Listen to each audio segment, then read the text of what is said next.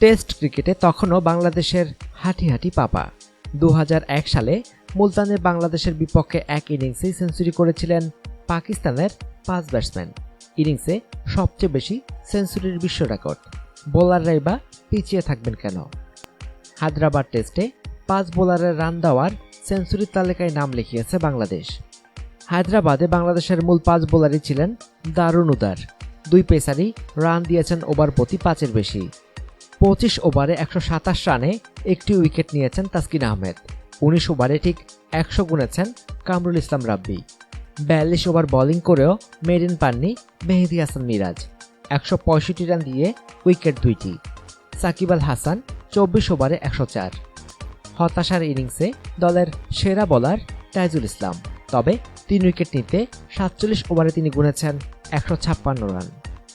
এর আগে 5 দফায় ইনিংসে 100 রান দিয়েছিলেন বাংলাদেশের 4 বোলার। এবার আরেক ধাপ এগিয়ে বাংলাদেশ ভাগ বসালো বিশ্ব রেকর্ডে। সব মিলিয়ে 5 বোলারের রান দেওয়া সেঞ্চুরি টেস্ট ক্রিকেট দেখল সপ্তমবার। প্রথমটি ছিল 1955 সালে।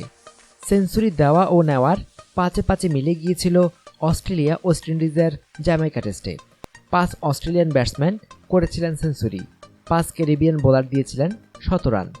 টেস্ট ইতিহাসে দুটিই ছিল প্রথম। টেস্টে এক ইনিংসে সবচেয়ে বেশি বোলারের 100 রান দেওয়ার বিব্রতকর রেকর্ড জিম্বাবুয়ের অধিকারে।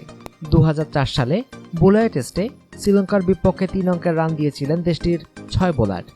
সেই থেকে ইনিংসে 5 সেঞ্চুরি হয়েছে আর একবারই, বাংলাদেশের বিপক্ষে পাকিস্তানের। 5 বোলারের সেঞ্চুরি হয়ে গেল 7 বার।